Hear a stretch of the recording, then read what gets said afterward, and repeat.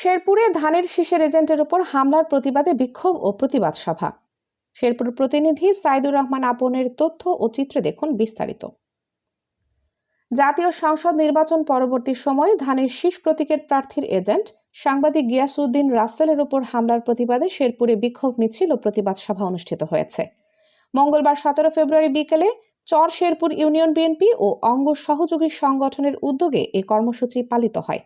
অভিযোগ করা হয় 14 ফেব্রুয়ারি শনিবার সন্ধ্যায় চরশেরপুর ইউনিয়নের হেরুয়া বালুঘাট এলাকায় পূর্ব পরিকল্পিতভাবে একদল জামায়াত শিবির কর্মী গিয়াসউদ্দিন রাসেলের মোটরসাইকেলের গতিরোধ করে তাকে ফেলে দেয় এবং লাঠির সোঁটা ও লোহার রড দিয়ে এলোপাতাড়ি মারধর করে গুরুতর আহত করে।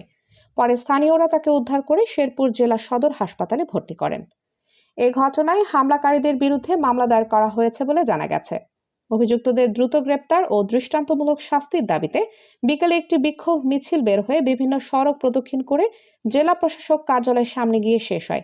সেখানে প্রতিবাদ সভায় স্থানীয় বিএনপি ও অঙ্গ সহযোগী সংগঠনের নেতারা বক্তব্য রাখেন। বক্তারা বলেন, নির্বাচনী দায়িত্ব পালন করায় এজেন্টের উপর হামলা গণতান্ত্রিক প্রক্রিয়ার উপর আঘাত। তারা দ্রুত জড়িতদের আইনের আওতায় আনার দাবি জানান।